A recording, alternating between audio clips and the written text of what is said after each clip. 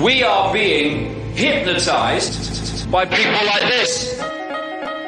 Newsreaders, politicians, teachers, lecturers. We are in a country run by unbelievably sick people. The chasm between what we're told is going on and what is really going on is absolutely immense. Oh yeah, dude. There's some Nephilim shit. It's like we all know what's going down, but no one's saying shit what happened to the home of the brave. These motherfuckers, they controlling us now, and no one's talking about how they made us try to be slaves. And everybody's just walking around, heading the clouds and won't awaken to a dead in the grave. But then it's too late, we need to be ready to raise up. Welcome to the end of days. Everybody is slaves, only some are aware that the government releasing poison. Welcome back, everyone, to another episode of Nephilim Death Squad, the show where we hunt down and expose Nephilim shit. I am David Lee Corbo, a.k.a. The Raven. That's Top Lobster.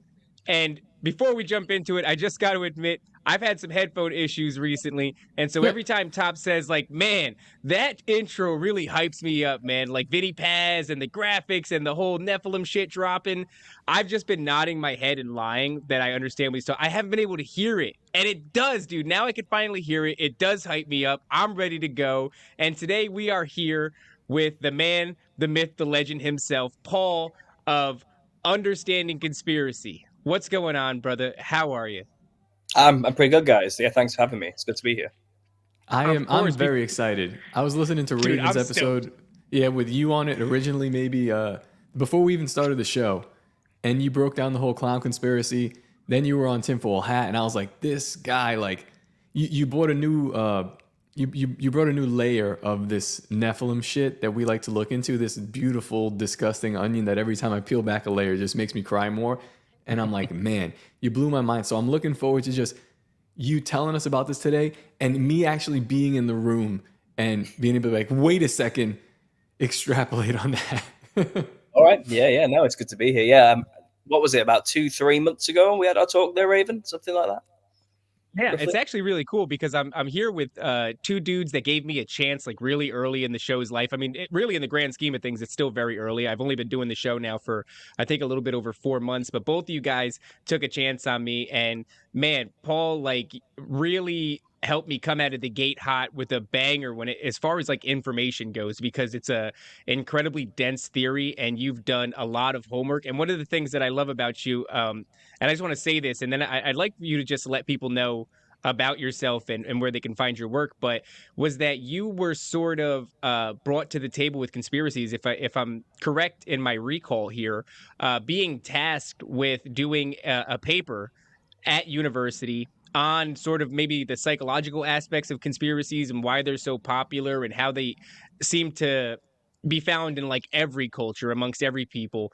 And you went into this as a skeptic, as a younger man. I believe you even said that you were atheist. And after delving into the realm of conspiracies and you know, sort of trying to pick it apart and almost disprove it and maybe paint it more as a psychological aspect, you came out of it as a conspiracy theorist yourself. Yeah, that's pretty much it. Yeah. I mean, I studied a fine art degree at university in Lincoln in the UK. And, you know, I was pretty much of a stereotypical art student, smoking weed every day, taking psychedelics, you know, just doing the usual things university students do. But I kind of started to delve into conspiracy theories as a subject matter for my artwork, because you have to just generate artwork constantly for 3 years. And you have these teachers who mark it basically constantly. There's no like test at the end of the year or anything. It's just a constant 3-year study and a constant form of evaluation. Paul, what kind of art are you doing? Are you doing graphic art or more like physical, painting. Tangible? Okay. For me, it was always painting, drawing, physical stuff. I was never much of a computer artist ever. I've always just been that way. I like to use my hands, you know. And are you still doing this? Not so much having a kid these days. No, I don't find time. I feel your pain, brother. I got 2. Yeah. So it's like, you know, time is, but if you ever do get back into that, hit me up because we could do some really fun stuff, like really cool stuff. Just hit me up later. Think about that. Oh yeah. I mean, I'm always looking for a way to get back into it, but it's just I just don't have time, you know. And with the channel and everything now as well, I do a lot of work on this now. This is my artwork now. This is what happened basically. By the end of my 3-year degree, I had this channel, and this became my work. This is I started making videos, like David was saying, you know, from this psychological perspective of conspiracy. Why do people believe these things? You know, are they crazy, or do they have the right information and they just seem crazy because of what it does to them? You know, but they're actually true. You know, and I basically came to the conclusion that no, this is the right information. This is all real. It's just the people saying it are crazy, and no one takes them. You can't present.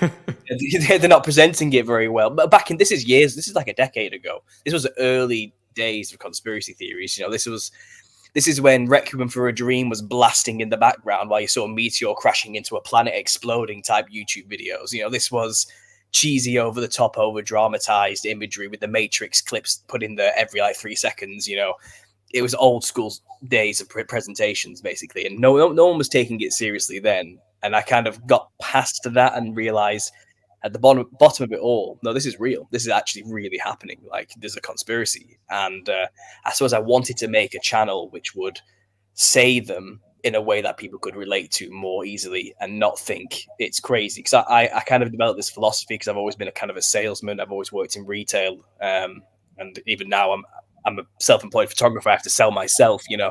But you've got to... People don't buy products, they buy the person selling the product. So you have to, you're an ambassador for the truth. And if you look crazy, people aren't going to buy the information that you're trying to sell them because they don't want to end up like you. But if you seem well together and calm and cool and collect, then they'll psychologically think, well, he seems well put together and he believes it, so there must be something to it. That's kind of how we have to do it. It's sad that people work that way. Like I said, you know, but some people do lose their mind very quickly when they start spiraling down rabbit holes. And it does turn them into weirdos. It does. I've been there. We've all been there. It's what happens. You know, it's definitely normal. But I try myself to help people stay grounded. That's kind of what my channel was originally all about. But then I developed this theory as I did my own research into the conspiracy, which we're going to talk about today. So, yeah. Yeah, you know what? You're 100% right, man. I find myself going in and out of that. Like, whenever you find out something new, you're like, holy shit, Charlie Day pointing at the wall with the fucking, you know, the rope. And, I found a good way to outlet this for people, anybody listening. I mean, either intense study and writing books like Paul is doing, or like comedy and jest. If you kind of keep yourself lighthearted, people also, they'll laugh. They'll not quite know where to put you, and they also don't know when you're completely serious. We're like, well, no, it's interdimensional beings, and they're, you know, the disembodied spirits of the Nephilim. That's what I'm talking about. And they're like, this guy's fucking funny. I'm like, yeah, okay, I'll talk to you in a year. You know, you're not ready yet. I love that though. That really does work out because comedy is the great sort of equalizer. It brings people's guard down, you know, and it allows for these ideas to sort of permeate and be considered, at least, because that guard is that defense that they put up. That's a defense that they're using to protect their entire worldview. And so it's understandable when people are resistant to ideas like this, because it's not a fun thing having your paradigm shattered. I'm sure that all three of us can speak to that to some degree. And I was just lucky enough to I'm good at pattern recognition, and I'm good at I'm good at noticing. I'm good at recognizing when something doesn't feel right. There we go. Perfect, Gustav. Something doesn't feel right. The official explanation isn't suffice.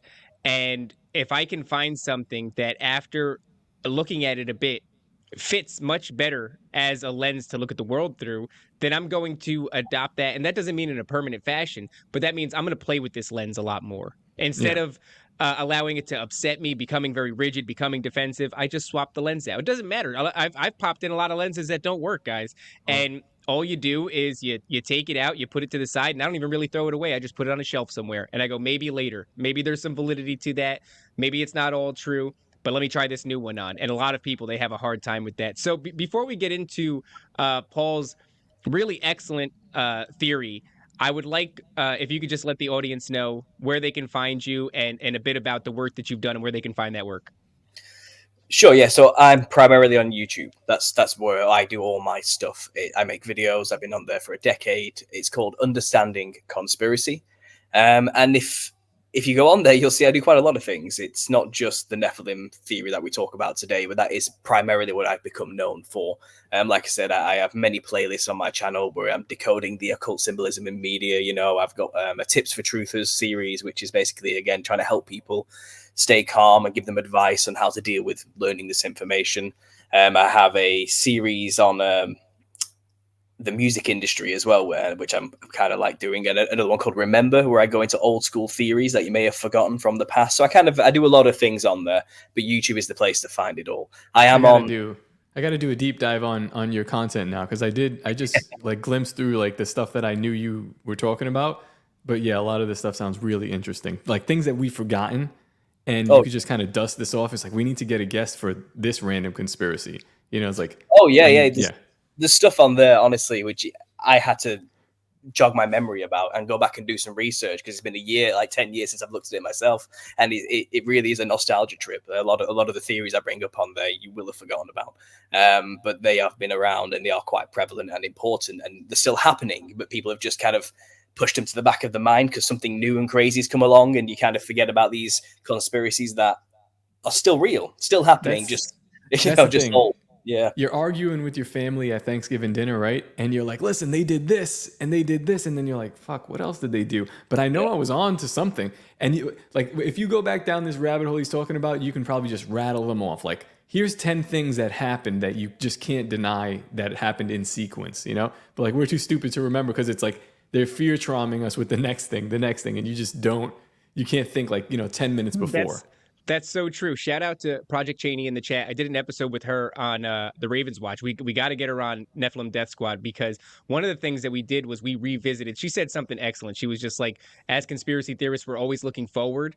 We're looking at what's happening now and trying to predict the next thing. And because of that, we lose a lot of information in the back end, man. And it's like, I've been doing this for a long time, and I find myself talking about the now and the future, instead of revisiting all the wild things that have happened in the past. And all we did, Cheney and I, was go back to just 2019. And it was like, the whole episode was like, dude, I forgot that happened. I forgot that happened. It was all this insane stuff, especially around, the Q shit and all the celebrities when the vid first popped off, and all these celebrities are doing all these weird videos. Ellen DeGeneres has ankle monitors on and she looks like she's been crying, and all the craziest crap was happening. And yeah, man, we just have this tunnel vision, this horses with blinders. We look forward and we look at the ground, but we don't look at what's behind us anymore. But it's the trauma. It's the trauma, Corbo. I'm going to start calling him Corbo. We're going to make that happen. Okay, I'm about it. Let's go about it. It's the trauma, because I can't remember clearly before 9/11, but I know I was listening to Tinfoil Hat like since its inception.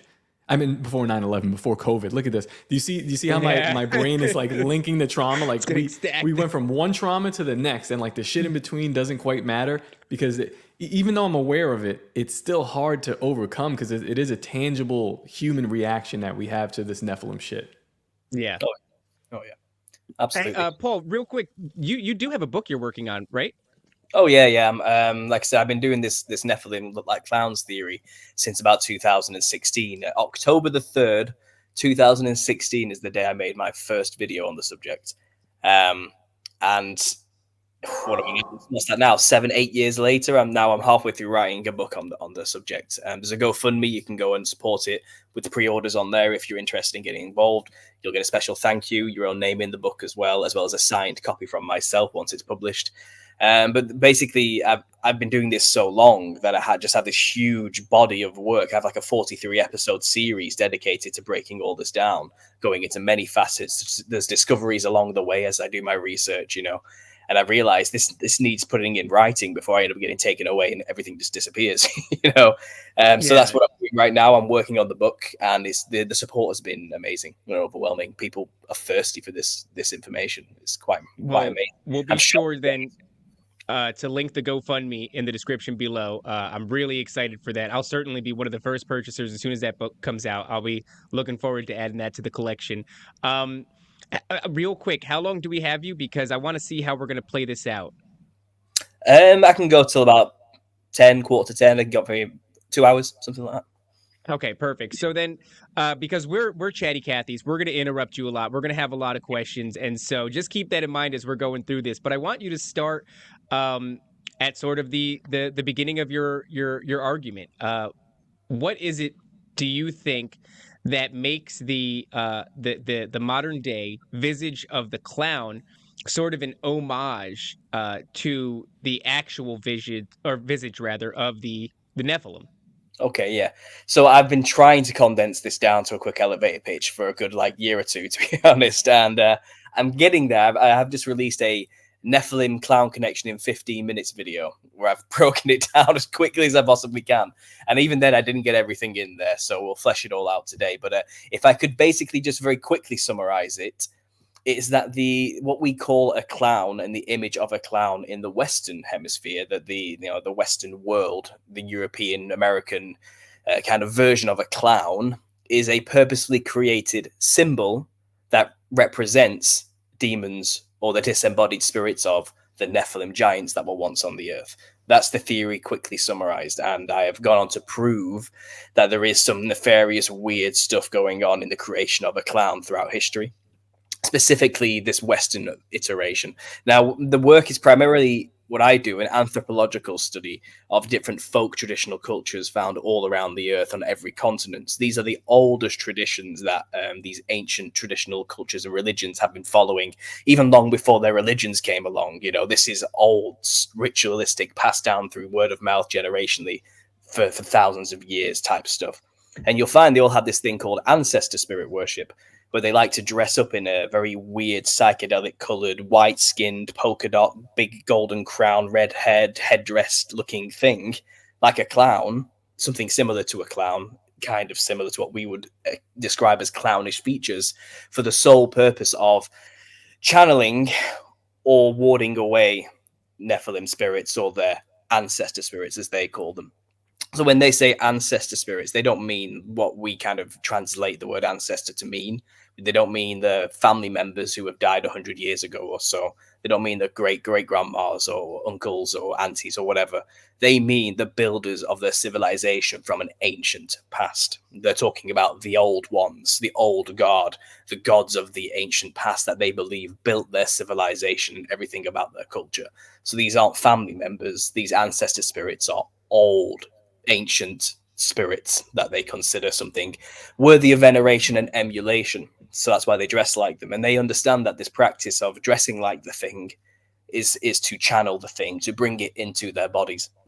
And when they do dress up like this and do allow the thing into their body, usually then it varies among every culture, but it's usually to gain something from the spirit, whether it's information, knowledge, power. Then the tribes will offer sacrifices up to it. Some people the Thayam, for example, in India, when they do their version of this, people give them live chickens and they have to eat the head off the chicken because it's an offer to the god. It would be disrespectful for the channeler not to eat the thing because the god within them wants the blood, so they have to do it. Do you know what I mean?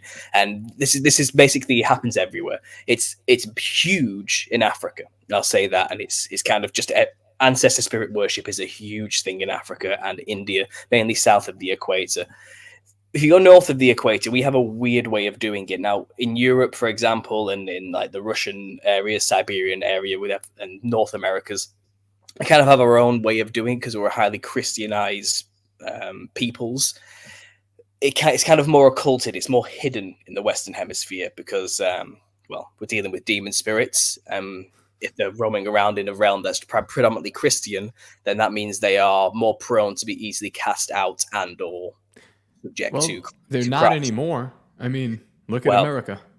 Well, that's probably part of the agenda, isn't it? That's why there is such a degradation and a removal of God from the Western Hemisphere. Probably is to aid in the outward appearance of these Nephilim creatures coming in through channels and mediums by making people more and more clownish in nature. So this is why I'm saying where the clown kind of comes into it for us. So for these other cultures down south that I've kind of talked about and explained with the veneration and ancestor spirit worship, to them, it's perfectly out in the open and understood and well accepted within the culture that that's what they're doing.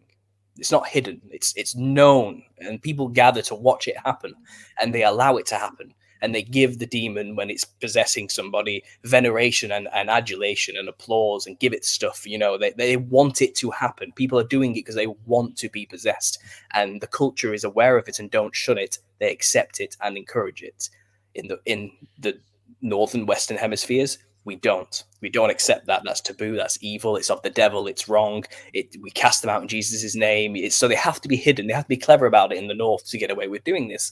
So to do that, what's been invented is what we call a clown. And to us, a clown is just on a surface, exoteric, what the profane, simple masses are supposed to understand. It's just something silly for the kids. And that's all a clown is to us. However, it's not. It's identical in fashion and design to the same outfits worn by these traditional folk traditions who purposely wear these costumes to be possessed by demons.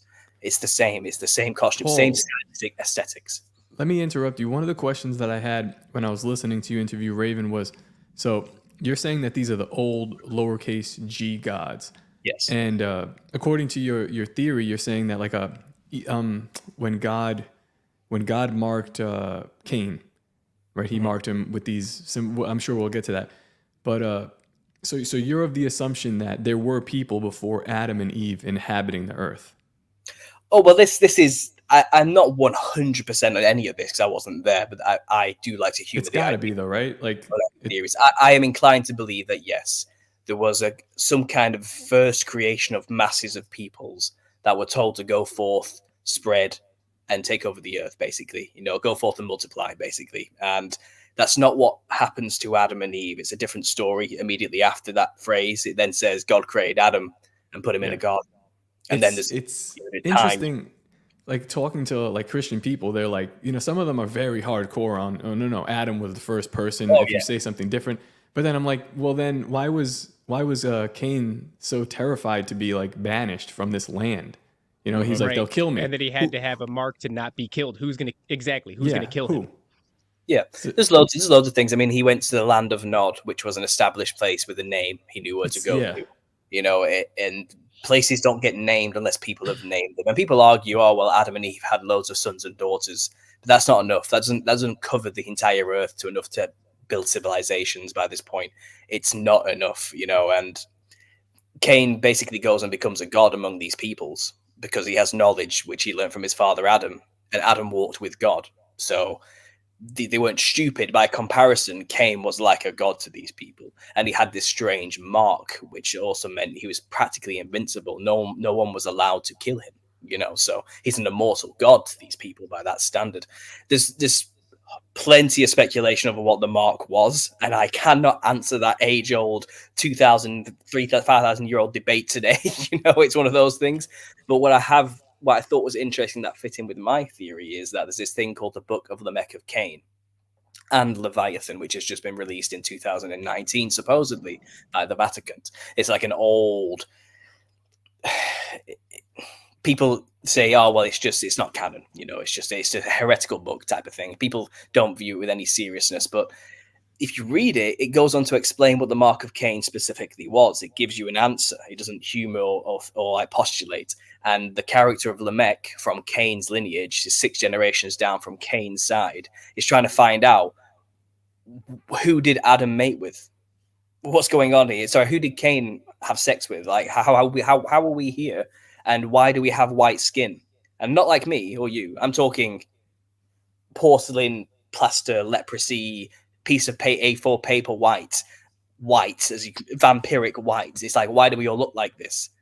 And it's kind of, we don't understand. He couldn't understand even himself how Cain managed to create all these people, because if it's just Adam and Eve, then it doesn't make any sense. So he goes on a quest to discover, where did these people come from? What's going on? How did this happen? How did the earth get populated if Adam and Eve are the only people? And he doesn't like the answers he keeps getting from people. He's upset at the prospect, I think, of hearing that he wasn't from the lineage of the first people or something like that. His pride got to him. And by then he'd kind of made friends with a giant Nephilim who was roaming around at that time, who had taught him how to tame a giant lizard called Leviathan. Right? And every time someone gave him an answer he didn't like, he made Leviathan eat them out of anger and rage. And he's also trying to ask and find out, like, why do we have leprous white skin? So that's implying that's what the mark is, and that's what every generation down from Cain will be marked with.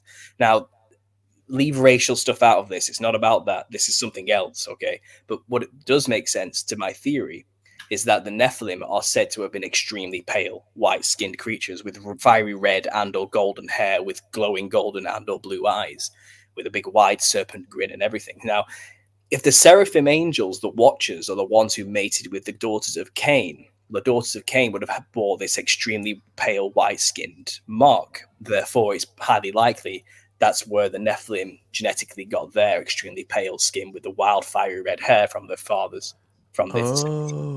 I thought the timeline. I thought that the Nephilim might have come before, but you're No, saying that they come after. the Nephilim are strictly a product of watchers mating with human women in the antediluvian age. That's what the Nephilim are. So there's this human being of the line of Adam and Eve. Yeah, not, so not whatever's before. So Adam and Eve, it says they had two sons first. It was Cain and Abel. Cain killed Abel. Cain was banished off and started his own lineage with these peoples of day 6. It's the theory I'm going off here. So he started his own kingdom, his own lineage, going by mating and mixing with these people. I don't want to go into details exactly about what the nature of these people were. Maybe they were just like us. They just weren't chosen as special like Adam was or something. I don't think there's any people argue, well, they were lesser evolved humans or something. I don't think so. I think they were just people like us. But Adam was just plucked up as special and put somewhere. That's all Adam's story is about, Well, so yeah, the story of the Bible, right from Adam all the way to Jesus, is just a genealogy of a bloodline. This is how you got Jesus. Yes, from Seth's lineage, so Adam's, third-born son after Abel was killed. Seth is the righteous lineage and pure and doesn't mix with these people, I suppose. Maybe the thing is, it says I think it's by like the last generation of Noah, everyone's corrupt. It's all mixed. It's just one big blend. You don't know who's who. It doesn't matter anymore. It's just Noah is the only one left who's pure in his generations, essentially. By that point, everyone's corrupted by the end, so it's kind of irrelevant. But the point is, you can trace the lineage of Jesus all the way back through Seth. That's what the Bible is. It's just that's why they're always about the dates, the times, and the names and the families. That's what it's constantly just tracking it right from the beginning, because it's kind of like a war happening, isn't it, between this corruption of God's creation and the perfection of God's creation. I think even after the flood, and the Nephilim returned again and tried to do it again, and there's a constant agenda at play to corrupt God's creation, and that's what a lot of this is all about. So I think Cain, who was the first murderer, full of jealousy and pride and hubris, he kind of made friends with the fallen angels, who also had a very similar mindset towards God. They were also cast out of their perfect world, from heaven down to earth.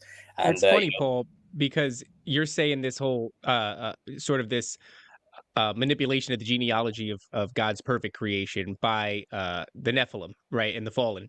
And so if you look to today's standards, you still have this happening with this whole alien abduction mystery that's going on, which, I'm much more of the mindset that this is still of the fallen, of the Nephilim. But one of the things that they do is that they are abducting people and they are having hybrid babies with them. And I remember when I was younger reading this book by Whitley Strieber. It's called Communion. He talks quite a bit about people's firsthand testimony in regards to being abductee victims.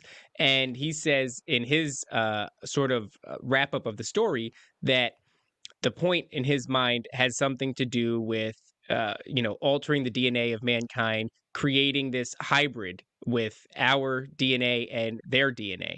And so looking at that alone in a bubble, it's interesting enough. But as soon as you consider for a moment that these things are not what they're claiming to be, not what our government is telling us they are, not some highly advanced civilization from another planet who, through their own technological means have managed to come, thousands of light years across the galaxy to do whatever the hell it is. No. What if these things are the same ancient adversaries that have been along with us since the dawn of mankind and who are still at the same game, which is changing our DNA, manipulating our DNA, hybridization between our species and their species.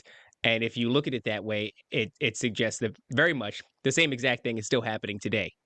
Oh yeah, absolutely. I mean, I think the agenda shifts slightly because in the first incursion where the Watchers mated with human women, it wasn't all the fallen angels that got involved with that. It was just I think it was about 200 Watcher class angels decided to mix themselves with human women and gave into that lust. It seems like they had a bit of a nudge from Lucifer, to do it. Like, don't they look beautiful? Go and do it, type of thing. It's only those Watchers that did that and created the Nephilim that got bound in chains till the end. There were still fallen angels everywhere who weren't bound in chains, who hadn't legally broken any rules, so they don't have to. You know what I mean?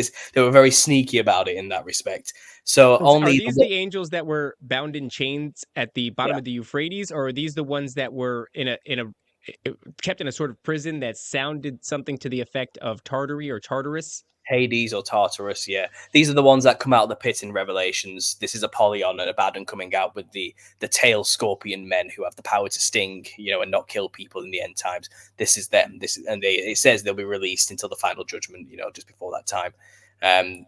So they're the Watchers who were locked up. Azazel and Semyaza were the leaders of those Watchers. So it wasn't Lucifer, or Satan who was the leader of that particular group who decided to do this. But they're all kind of working together. Once they crossed that line, there was no going back. They knew that. They knew. So it was all. So yeah, like I said, those angels locked up, gone, but there's still fallen angels messing around. And after what they saw the punishment was, those angels were like, yeah, we're not going to do that again. Like that's not something we want to end up suffering, because they had to watch the beloved ones, as are described in Enoch, murder each other, which are the Nephilim. So there's this huge war that happens. It's called the Clash of the Titans in Greek mythology, but it's basically the Titans, the giants, start killing each other over power struggles to dominate the earth. And then they also turn on the gods, the pantheon of gods of Mount Olympus, which are the fallen angels of Mount Hermon. It's the same thing, and they start turning on their own parents, thinking, we want to be the only gods on earth. Screw you, parents, we're coming for you, and these are angels they're dealing with. So the angels just murdered them, just absolutely annihilated them, because it's kind of like they're way above any earthly creation. Nephilim, it doesn't matter, you're not going to stand up against these gods as they are. So the parents had to kill their own children, and they had to watch their own children kill each other. Dude, so this is an amazing anime. Like, yeah. Well, it's called Attack on Titan. Yeah, it's the inspiration for all modern media and cartoon. This is where it all comes from. It's the same stories just being retold over and over again with new fictional names and settings, but it's always the same core story. Anyway, these Nephilim, when they were around, they also mated with human women, and they created smaller Nephilim. And then those smaller Nephilim, which were called the Eliud, also mated with human women and created even lesser Nephilim, which were called the Elio. So they wasn't the OG ones may have killed each other off, but there was still corruption around. There were still these hybrid people everywhere. So what you're saying is that Nephilim pussy is just whack. Like they just want to smash human cheeks all day long. I think they had a serious fertility issue, actually. I was talking with Gary Wayne about this when I had him on, and he was explaining how it's not easy for Nephilim to reproduce. It's like they don't really have women like we do. It's because they're not supposed to really exist. They need eggs. So they come to human women to abuse that system in order to propagate and create more. And the book of King Og of Bashan is another one of these books, like the book of Lamech, goes on about King Og, who was a Nephilim, who's mentioned in the Bible, and it's his story. And he was warring with Nimrod, it says, or a character called Nimrod anyway. And he was basically, he had his own religion where there was this prophecy of a moon child would come, this female who will then help us propagate more of our own kind. She was like the one to come to save the Nephilim fertility problem. She was the one that was going to help us breed more Nephilim. She was going to solve our issue of our population problem. And then Nimrod kills her.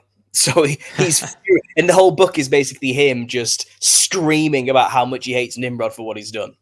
Like that's basically this is actually really interesting, because if you do a lion and a tiger, it creates a liger, but a liger can't mate with another liger. Its offspring are non-viable. What's interesting about a liger is that it's significantly larger than both a lion and a tiger, but like I said, non-viable offspring if you mate it with another one. But I do believe you can still take that liger and have it mate with either a female tiger or a female lion and still create an offspring that way. But two ligers cannot mate. They're non-viable creatures essentially. And there is this idea that oftentimes when you crossbreed species, one, the offspring is going to be non-viable, and two, it's going to be significantly larger than the original two species. That's something that actually is relatively common in the animal world. So I find that interesting how that sort of almost mirrors the same exact thing when it comes to human beings and Nephilim. Although I suppose in the being larger, that doesn't seem to be the case. Where they,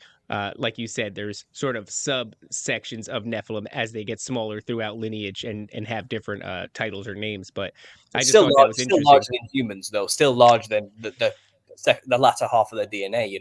But Right. it's just that angel blood, the original angels mixing with human women. They're the OG Nephilim. They were the giants. They were like as tall as mountains. These were the ridiculously sized things, that were just humans could not sustain them. They ate too much. They devoured the land. There was no, if they stuck around, there wouldn't be anything left. They would have starved themselves, cannibalized. You're talking like 40 feet, like this. Yeah, kind of shit, right? these were the stupid ones. These are the ones that were wiped out by God even before the flood. The Nephilim wars. The punishment of the Watchers to watch their own children kill each other. Then after that, we had this problem of 18-foot giants, 9-foot, 10-foot, 12-foot giants, lesser versions, and then you had this other thing happening where it's called the mixing of kinds in the book of Jasher, and it describes the last 200, 120 year period just before the flood. Humanity decided we are going to manipulate our own DNA to be like Nephilim. So not birthing new Nephilim, but changing your own DNA to become mutant hybrids. So that's where you start getting all these half human, half animal hybrid creatures appearing in this time period. The mermaid, the sirens, the half bird, half women people, centaurs, half horse, half man, all sorts of crazy chimera stuff that started to be created during this weird time period. Where would you say ancient Atlantis falls in this time period? Because you're describing a time period of when I'm thinking about the Bible back in the day, you're thinking of these guys just walking through with robes and sandals.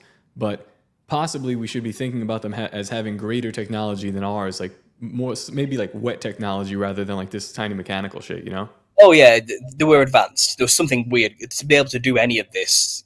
You've got to be messing with the fabric of reality on a molecular level. You know what I mean? This is crazy stuff we're talking about here. But that's what's described in these ancient texts. That's what they were doing. They're not mincing the words. They're mixing animals together and creating monsters is literally what it says. Okay, so it's kind of something weird was happening. And, Atlantis was around this time period, which I think was probably destroyed during the flood. That's probably when that was wiped out. But there was definitely something weird going on. Genetic engineering started to happen because the angels, don't forget, had been locked away who mated with humans. So now they have to corrupt the humanity in a new way. So the way they did it was they got the people themselves to corrupt their own DNA.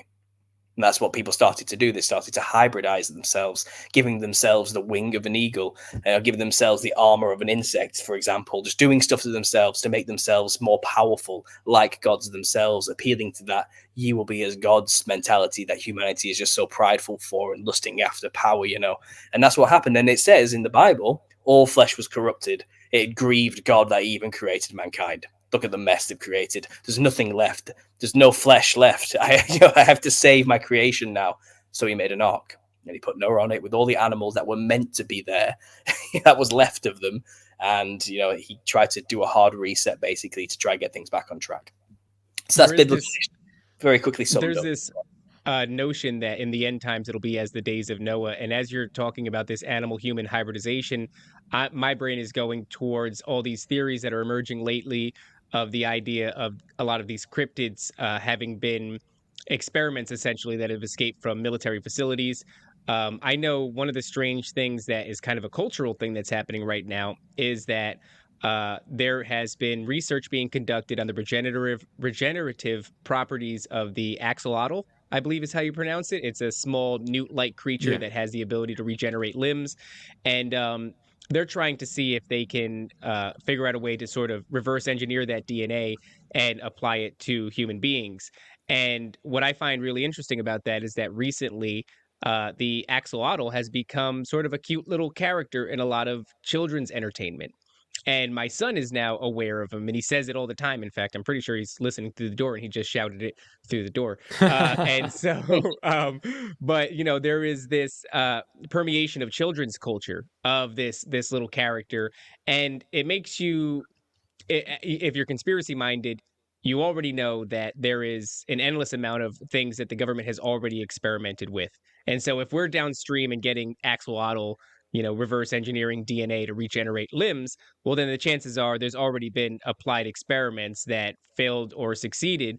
But we are now in a time where that is much more a reality than ever before, maybe since the days of Noah, where we really could be sort of corrupting the flesh of mankind, mixing it with all these various creatures for whatever experimental purposes you want.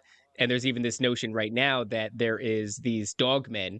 That's something that Tony Merkel, both Top and I are a fan of a show called The Confessionals, and he handles heavily encryptids. And there is a correlation between people seeing this dog man, this upright walking dog in excess sometimes of like 12 feet, with a body very similar to a man and a face that looks like almost like a German Shepherd, but it does have almost a human aspect to it. You were talking before about glowing eyes that emit light, amber or yellow.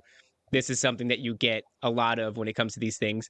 But one of the most consistent parallels between one story to the next is their appearance on military bases.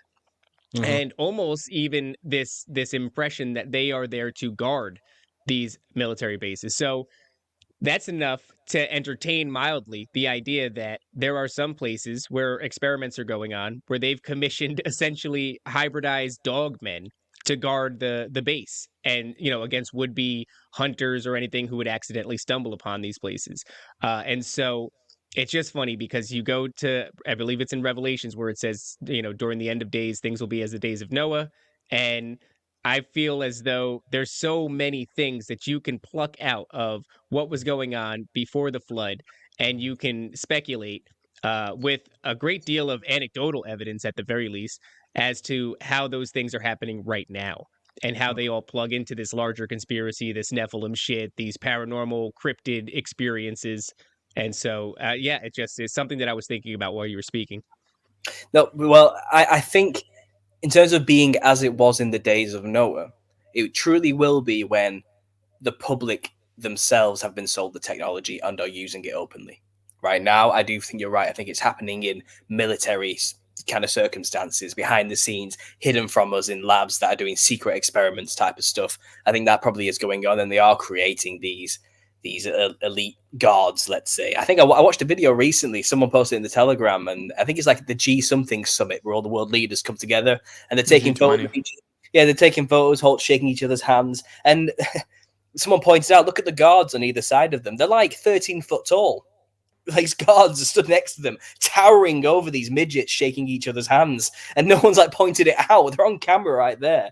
Clearly huge human beings, like wearing military gear with like have a gun and everything, but they are not normal sized people. Like so something must be. When you said guarding, that made me laugh because I thought that they probably are utilizing genetic engineering to make super soldiers that are the modern day versions of Nephilim, including mixing DNA with animals to gain certain traits from them, longevity, regeneration, for example, impermeated skin, whatever they can do to make humans better, human plus. It all fits into the transhumanist movement as well, the idea of mankind taking control of his own evolution. They're slowly selling it to us in the media, but it's a drip feed for now, and these things tend to snowball and very quickly roll out once it's in the collective psyche of humanity, and they need to gauge how people would react to seeing such things. So I think they do subtly place them there on the screen every now and then just to see, did anyone notice? What's the general consensus to people noticing these things? Are they for it? Are people saying, oh, cool, I wish I was a super soldier? Or are they saying, what the hell is going on? We need to get Jesus. What are people saying? I think they do these test runs, but when it is public and when people are willingly taking the mark, the change, the genetic corruption to become X-Men, to become superheroes by their idols. The Neuralink. Yeah. When people start to openly take these things publicly and the masses are taking it and accepting it, That's the days of Noah. We're there then. I have to shout out once again Project Cheney in the chat. I love this. We bring this up very often on this show, and I don't know if I've gotten your thoughts on it when you did the Ravens Watch, but this idea that this is not a conspiracy theory. The WikiLeaks of Hillary Clinton's emails looking for Gilgamesh and the buried bodies of the Nephilim. I mean, that is like the highest level of confirmation. And I don't know how when you see the email where Hillary Clinton is talking about sacrificing a chicken to Moloch, you could almost, by some incredible feat of mental gymnastics, say that is a sort of euphemism.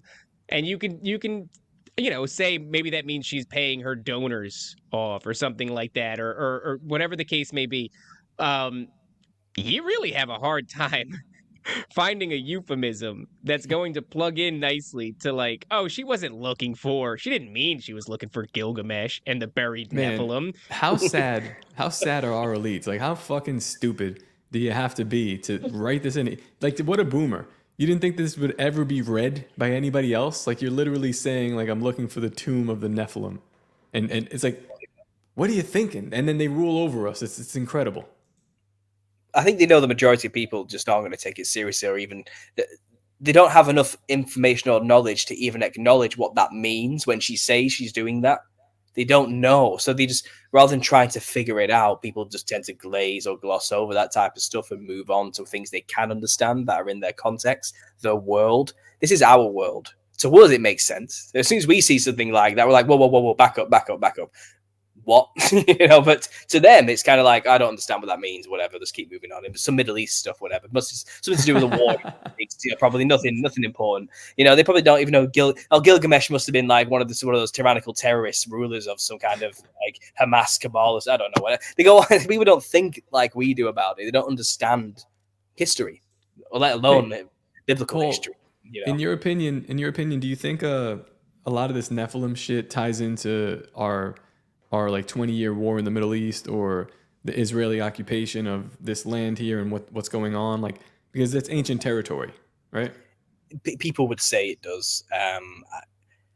I mean, the research I do, I'm not even sure that what we call the Middle East and Israel, that land, even is what was being referenced in the Bible. I think it might be a completely different geographical location, and we're living in some. I don't know anymore, and I tend not to speculate too heavily on their internal politics going on there, and I don't want to fall into that paradigm. But there's some mysterious stuff going on in that place anyway. But there's mysterious stuff going on everywhere on Earth if you actually dig deep enough. You know what I mean? It's not just in the Middle East. So we have mountains here in America.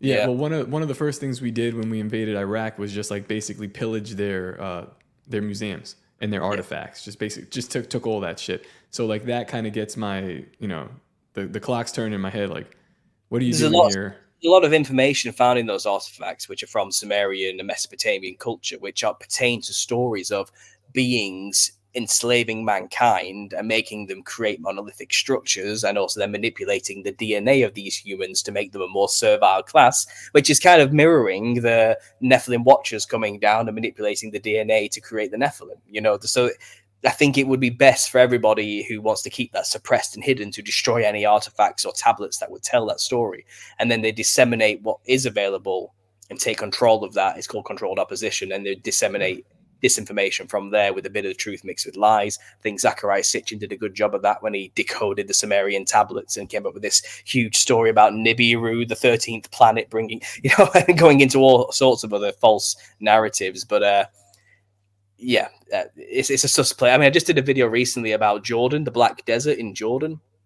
I didn't even know this existed until somebody sent me an email about their research into the land and what they're trying to currently do. And there's this team that's trying to get permission to go to the Black Desert to do research on these strange rock formations that have been made in this 1,000-mile wide expanse of just black broken up basalt rocks just covering this land. And it makes no sense why they're even there. And then if you go into Syria a bit north, there's this enormous black flat melted patch, like a huge hole in the ground, which seems to emanate with all this black rock around it. It's kind of, and within these black rocks, for some reason, they've been sculpted into the shapes of embryos from an aerial perspective. And they're literally stage by stage, they've been mapped out next to each other. It's the development of a human embryo. And then at the end, there's a reptilian embryo in the egg. It's kind of, it's exactly as it looks in biology, as we see today under a microscope, but on a huge scale. And each one of these egg rock formations is 40 meters wide. And you don't see it until you look at it from an aerial perspective. And it's kind of like, what the hell was going on in this area? This is insane. It's incredible because we always speculate, as to the reasons for various wars, right? It's like on the surface, to the normies, to the I don't want to say uninitiated because that sounds like we're in a secret society, but you know what I mean. And it's like from the outside looking in, and I've got fucking like an eye on my shirt and a brick background, and I'm gonna get fucking torched for this episode. So it's like, oh well, we're in it because we have to save those people. We have to save those people from their tyrannical oppressor, right? And that's like the baseline. And then after that, it's like, well, really, it's about money and oil, right? And that's like the second step. And if you're willing to go there, then you're kind of considered a conspiracy theorist already. And then it's like, well, no, this is to set up a permanent occupation in these countries and police the planet. And that's like a third level. That's a little bit more like nefarious, right? Shit like that. Yes, exactly. We have an opium epidemic and we're fucking guarding 90% of the world's poppy fields. But then on top of it, it's the actual reason is more than likely human history and the subversion of human history and the maintenance, the hiding of these ancient sites, that even oftentimes the destruction of these ancient sites. I mean, just that email alone, looking for Gilgamesh and the buried Nephilim, that tells you we're on low level stuff. This isn't necessarily just about money or just about oil or just about permanent occupation. It's certainly not about saving people from their oppressors. But this is also at the highest level about subverting our understanding of who we are and the history of mankind. I mean, this opens up this show with David Icke, and I'm at odds with a lot of what he says. I think he's one of those guys that does 9 truths and one very important lie. You know what I mean? And maybe it's because he's misinformed or being misled by these disembodied spirits of the Atlanteans that he communicates with. But he is right in this idea that we are being lied to on a mass scale, and our history is far stranger than we could even begin to imagine, or at least most people can begin to imagine. So I want to detach from this and get back to sort of the core of why we want to communicate with you today. And one of the things that I think is so interesting about your theory regarding this Nephilim and the visage of the clown is the jester aspect, and also the experiences that one has on dimethyltryptamine, these jesters that people claim to see very regularly in their experiences. And I believe we spoke on the Ravens Watch, and you even mentioned how you thought that the jester hat was much less of a hat and much more of a structure to their being. But go at that however way. But Top, you have a Yeah, I kind of want to know too.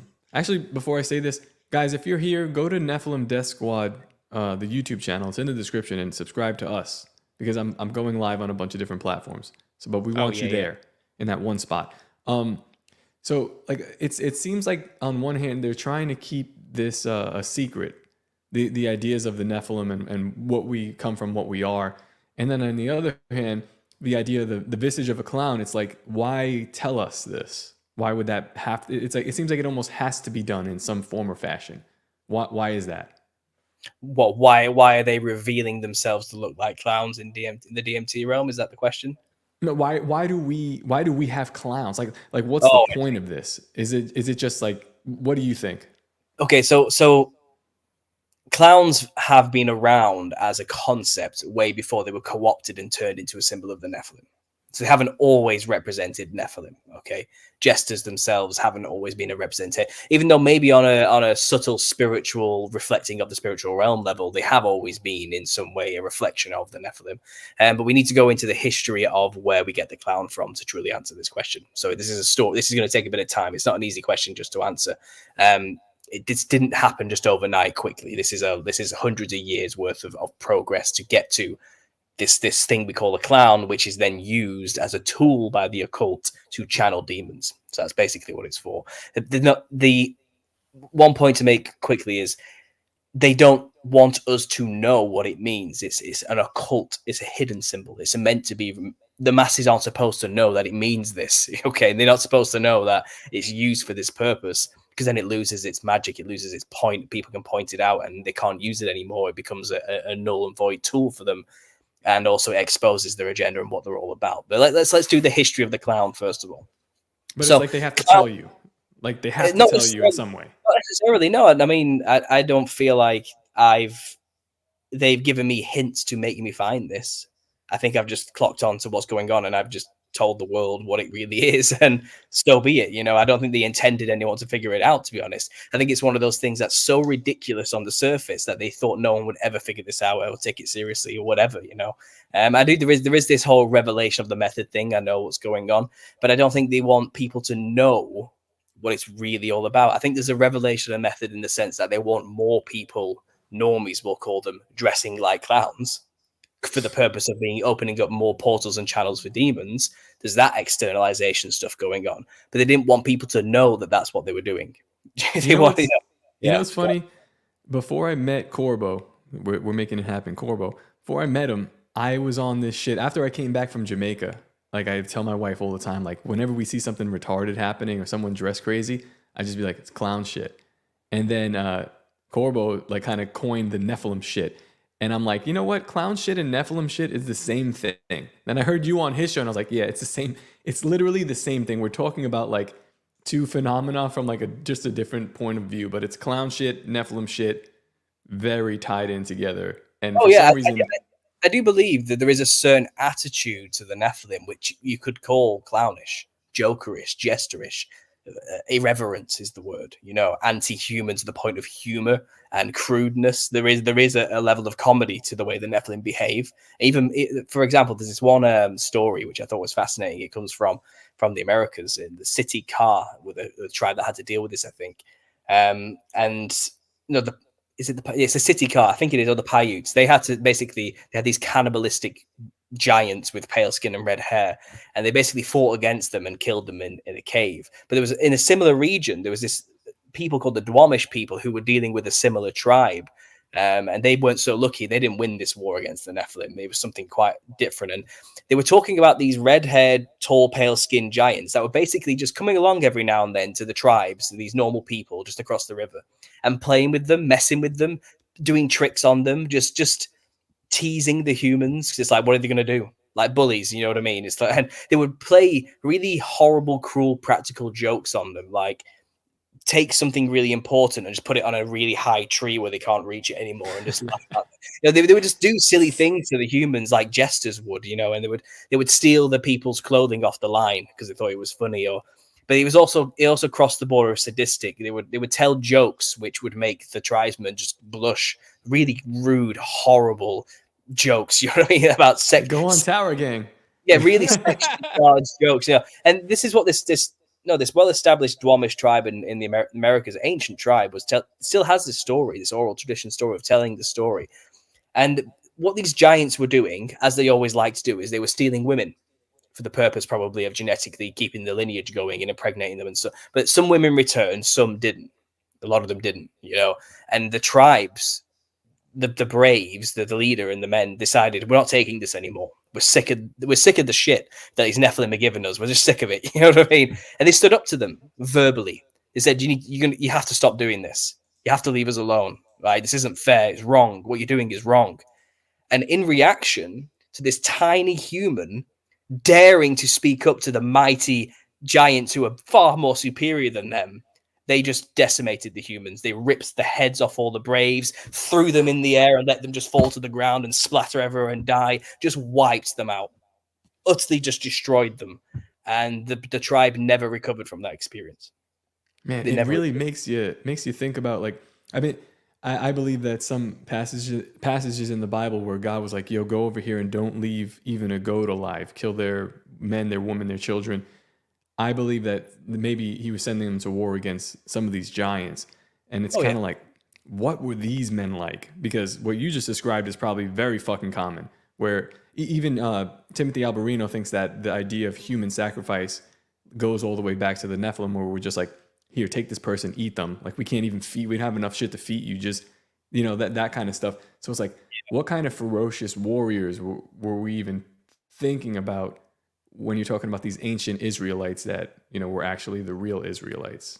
It's funny that you should say that too, because that trope is, you'll find that in all kinds of horror films and things of that nature, where it's like the village has to sacrifice, you know, some member to this giant, you know, monster that's going to eat them essentially, in order to appease it and keep it at bay for a long time. And then sometimes it's like, cool, if they have some powers, they'll make it rain or some shit and you'll have a good harvest, you know. But that trope of like, even the trope of the giant coming and stealing the woman away has been recycled and revamped and thrown into Hollywood over and over again. A lot of these things, these cultural entertainment mechanisms, they always have some like really horrific root. And it often goes back to a biblical story, right? Because that's really all we're doing. I think, Paul, you just alluded to that a moment ago, where it's like we're just recycling these stories and telling them over and over again. And the reason they're so potent and they work so well is because they speak to us on a very deep level, you know, like archetype. Something in us that remembers what exactly when they ripped our heads off and threw us, you know, 400 feet into the air and let our bodies bounce off the ground and then stole our women. Think, what could you do? What would you actually do if a giant came up to you? I mean, think about the concept of that. I've wrote about it in my book. I made a paragraph where I describe some guy just walking through the forest, walking his dog, suddenly coming across one of these giants, and it eats his dog. Okay, it's kind of, what do? Do you run? What, like 10 steps to you is like a little skip to him? It's nothing. You know what I mean? Do you fight? You're gonna die. You're not gonna win. You get down on your knees and you pray and beg that this thing understands mercy. That's all you can do. If you value, it sounds like me walking through the ghetto is what what you're describing. Like, I guess I'd just say strapped, but that's something different. Yeah, well, that's what does it say though? It goes, okay, go back to your village and come back to this spot once a year, once a month, whatever the case is, and bring me an infant. And I'm gonna eat the infant, and I won't fucking come and do what I just did to your dog to you and all your homies. Yeah, well, they usually come back and ask for more.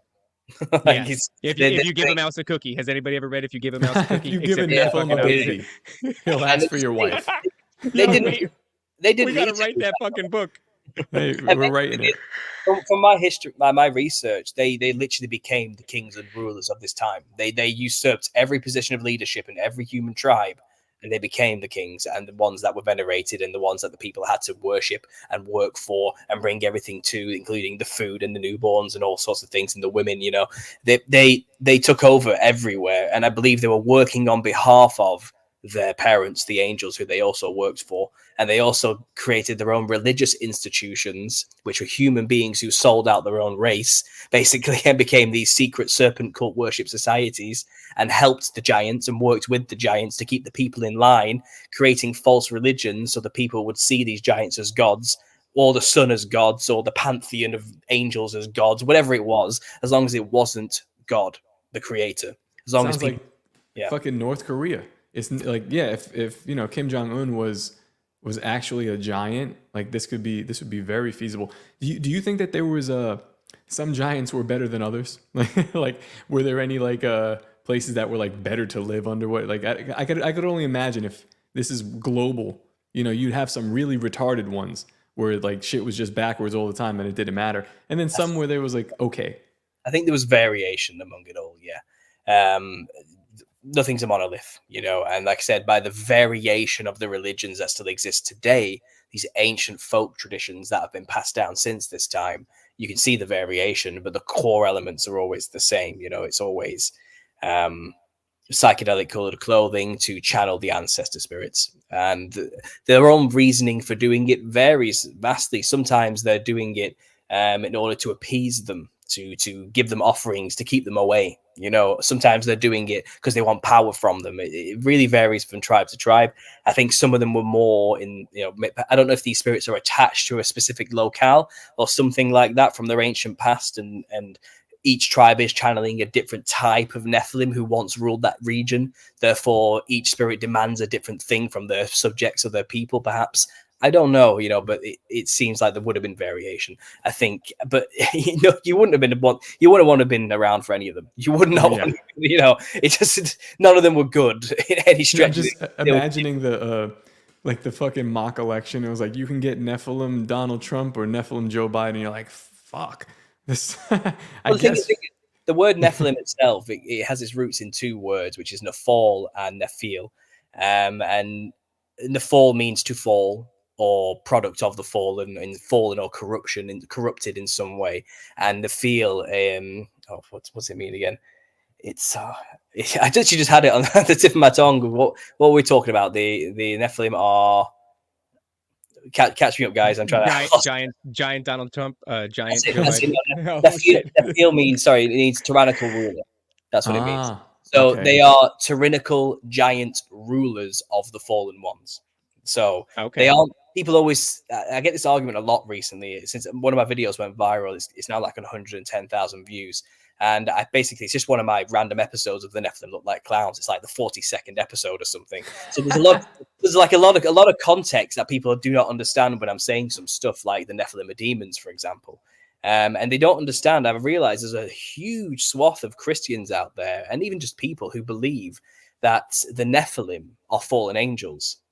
And there is no evidence for that, not even in the Bible. I had over my wife's uncle that you met, and he was over for Thanksgiving as well. And I've had my my aunt, who's a Pentecostal preacher for 40 years. I mean, knows the Bible front and back. And I was like, what do you know about Genesis 6? And both of them are like, very little.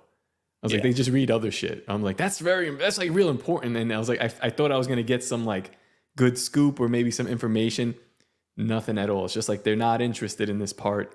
No. And I get it, but it's, That's the problem I've realized. I mean, I guess I don't come from a church. I wasn't raised in this realm. I don't speak Christianese. I'm a non-denominational. This is my church, talking to people about these things online. This is where I get my communion. This is where I get my fellowship, shall we say. So I don't have any of these weird indoctrinated thought processes on where things come from or what biblical concepts are, I suppose. So when I was talking about the Nephilim being the products of fallen angels mixing with human women, people have been lambasting me, saying you're wrong. That's incorrect. The fallen angels are the Nephilim. And it's like, well, that's not canon. That's not in anywhere. That's not in the Bible. It doesn't say that that's the case. And they make the case for it because it says Nephilim means to fall, and the angels fell from heaven, therefore fallen angels. And that's all they have. That's all they have to make that connection. And I've just explained to you, well, Nephilim comes from two root words, Hebrew words, Nephil and Nephal, which means giant tyrant and fall.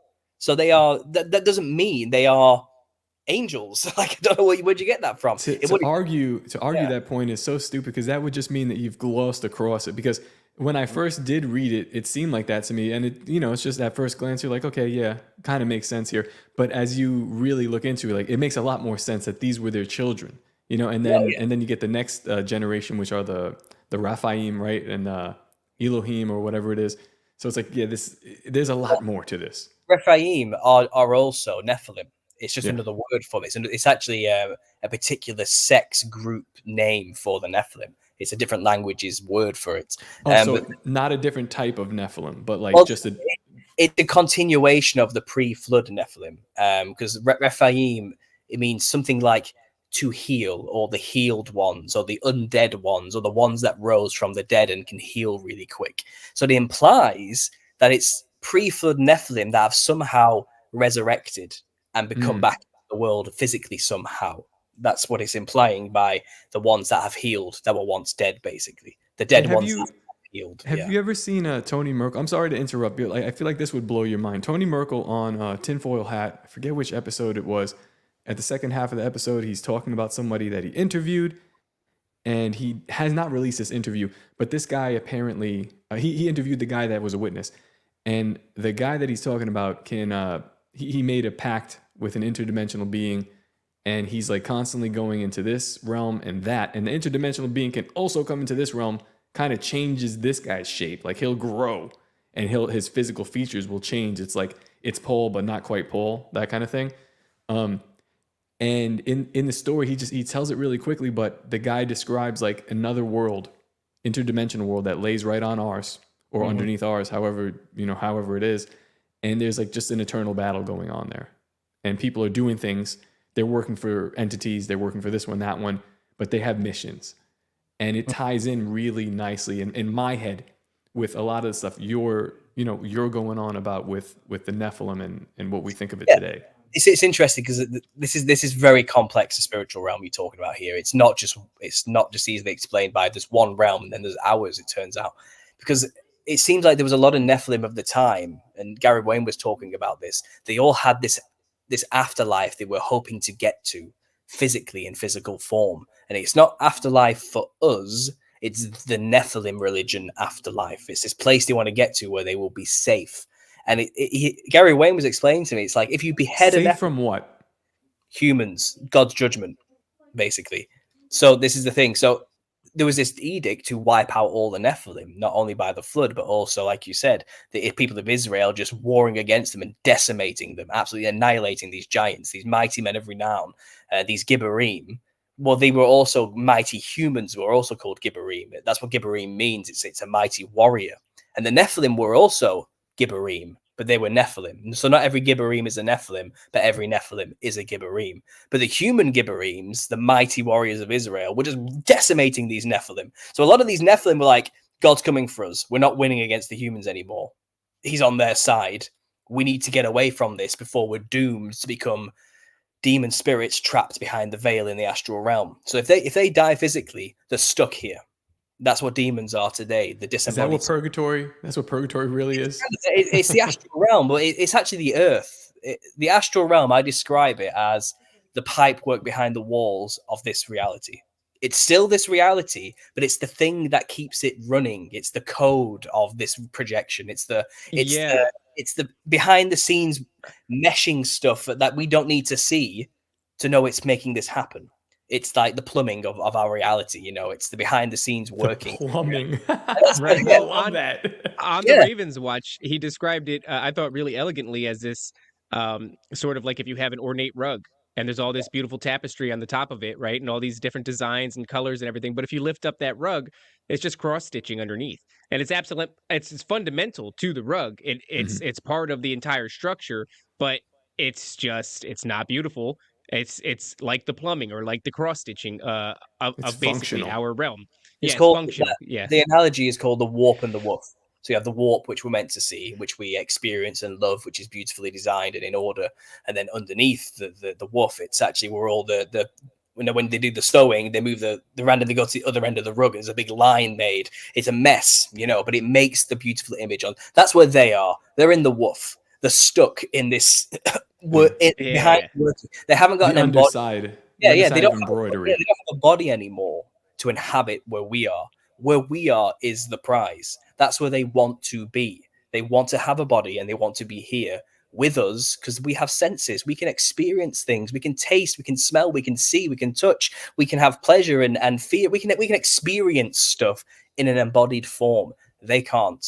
They hunger and thirst but have no mouth to feed or to quench those hunger. They have no stomach to quench these things.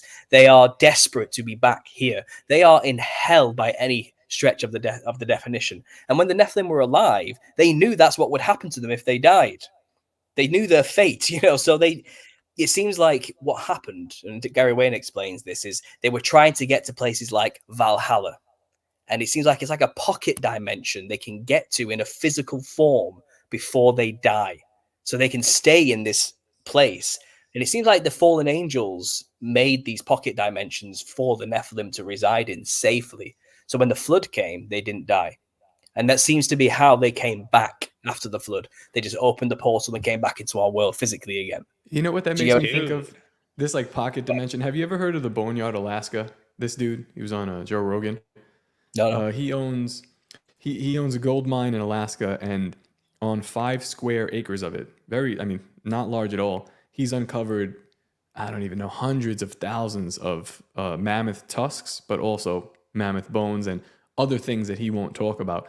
And then the question is like, well, why the fuck are all these giant bones dying on top of each other? They're like just, they're spraying the permafrost, and the deeper they go, the more bones that they find, like all on top of each other. It's like, could that be a pocket dimension that, like, Nephilim might want to go there to die?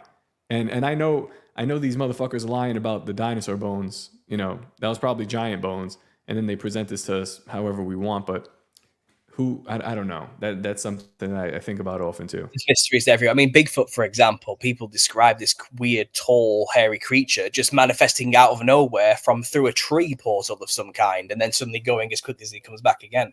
Could these be the LEO, the smaller Nephilim, and even some of the main Nephilim who'd made it to that dimension before they were wiped out? And it says in Gary Wayne was saying, because they could heal really fast, it wasn't enough just to stab a Nephilim or cut them. You had to remove the head. And that's why you always have this symbolic image of them holding up the monster's head. Medusa's head, for example, or the head of Goliath was lifted up. You always take the head off to make sure they cannot come back. They cannot revive. Their body is done for. And then they become demon spirits, obviously. So that's kind of the fate that we're trying to avoid when they went to these pocket dimensions, as described by Gary Wayne's research. And it makes a lot of sense as to how they got back. Because if they managed to preserve their physical form, they're immortal beings, don't forget. They can live forever. Like, they have that from their parents' DNA. So they just live forever in this pocket dimension, and they try That's why this bitch is looking for that's why she's looking for the fucking body of Gilgamesh and the fallen Nephilim. If the body's still here, then it's still viable. Yeah. And so if they can, essentially reincarnate, come into this realm, re-inhabit that body, then it would just regenerate, and it would go through a healing process. And the next thing you know, we'd have fucking Nephilim running around the street again. Or they'd want to figure out how they did it. The Fountain of Youth sort of thing. That's like what you were talking about in the beginning of the show here, where the axolotl. The axolotl, but like the idea of mixing yourself and becoming human plus. That could also be that. Oh, yeah. Well, I think if you can just preserve the DNA of some of these, so that's why mummification was a thing, I think, to try and preserve the DNA so in a future generation can take it back, recreate a body through cloning or whatever you want to do, so then the spirit can come back and inhabit it again. I think that was the forward planning process of all of these. Because don't forget, like I said, all the ancient kings were Nephilim, and all the pharaohs were obsessed with preserving their body for eternity, for as long as they possibly could, in the hopes of being revived one day. That was the whole point of it, wasn't it? And this is where it all really truly comes from, preserve the DNA, because we've been told by our gods that, don't worry, in the future, we're going to bring you back. We just need you to do this thing for us so we can, when we have the technology again, we can do it again as it was in the days of Noah sort of stuff. That's the point. It's kind of, this is a long agenda. This is a long con. They're patient. And I do think the Nephilim look like clowns. I think that's a big I really do. And as ridiculous as that sounds, it's scary, because I've recently just made a video. Well, I'm working on the video now. I've wrote the script. And just in the past decade, the past 10 years, I have mapped out the history of clowns in our modern culture. It's everywhere right now. They are forcing it on us in the media. It's ridiculous how much clowns are everywhere and being ingrained into the psyche of just the collective masses. There's a style of clothing called like clowncore or something. That's in the list. That's in the list. Yeah, I mean, just at the start of this year, the runways. It's funny, actually. This is the thing. In 2019, the fashion runways did a clown thing. They did clown-inspired clothing, and it had a bad reception then. People were like, what is this? This is ridiculous. Like, even by like our standards in the fashion industry, which is ridiculous anyway, this is too far. This is just silly. That was in 2019. In 4 years later, in 2023, just at the start of this year, they did it again. And they went even harder into the clown aesthetic. And you're just seeing these runway models walking up and down, literally dressed like clowns, like wearing Harlequin clothing and all sorts of stupid, ridiculous things with red noses and all sorts of stuff. And this year, it's been appraised as a wonderful thing. And it goes up, and now you have like the idols dressing up like clowns as well. Like Harry Styles was seen wearing a Harlequin-inspired jumpsuit at the recent thing. They're trying to like sell it to the people as a legitimate fashion choice.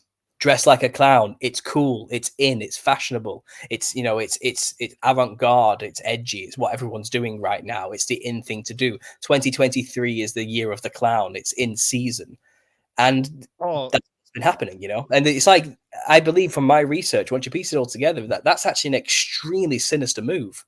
They are trying to get the people to dress like Nephilim for the sole purpose of becoming more viable channels for the disembodied spirits now in the spirit realm. That's exactly what I was about to ask you. That's exactly what I was going to ask you. I feel like I feel like there has to be some kind of intentionality to what you're doing, but I suppose just the gesture at it could also create some sort of power. It's a lesser power than true intentionality, but I don't think ignorance to the law makes you immune to the law. I think it applies to everyone. That's like, does a symbol have power even if you don't understand its meaning? You know what I mean? Like, even if you're wielding the symbol but you have no intention behind it, does the symbol alone have power? Now, I would argue that probably. Maybe to a lesser extent, but I think you find people who dress like a clown and embody the clown character for a while go a little bit insane and end up losing themselves, even if they don't stand exactly. But that's Wayne Gacy.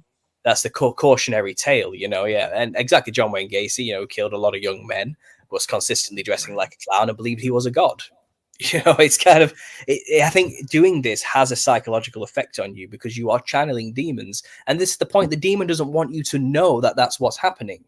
So you will think it's organically your own decision-making happening. You'll never equate it to having clown iconography around you all the time or putting on a costume of a clown. You'll never think that that's what's causing all these problems in your life and for everything to just spiral further and further down into depression, for you to start developing strange lusts and desires and all this because they don't want you knowing that that's what's happening. It's an occult hidden symbol.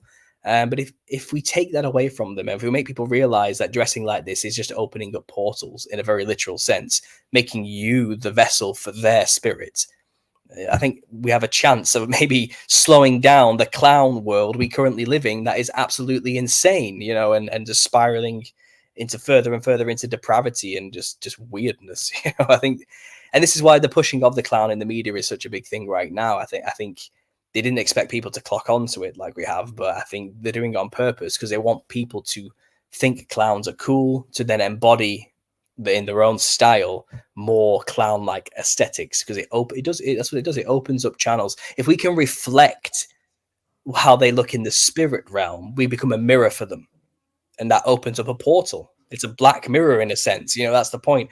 And the more because the astral realm and this realm are the same place, are more linked. If we can perfectly mirror the way they look in the physical realm, then that touches those two barriers together, and they can come through. That's kind of how this works. And like I said, I'm not just making this up. This is what ancient practices still do today and have done for thousands of years in these ancestor spirit worship cultures. They dress like the thing to channel it. It's not a secret. It's just we're stupid. We're ignorant. We don't know that that's what these things are used for. We don't know that. So, but that's why. That's why mirrors are so heavily used in the occult, right? There's something about the mirror and as it applies to being able to contact this other dimension or this other realm. I'm experiencing right now in my own life. We talked about it earlier, right? Top used to go forward with this whole like clown shit. If you see something that was like corrosive to society or just poisonous, venomous bullshit, it's clown especially shit. if it was high, it's clown shit, right?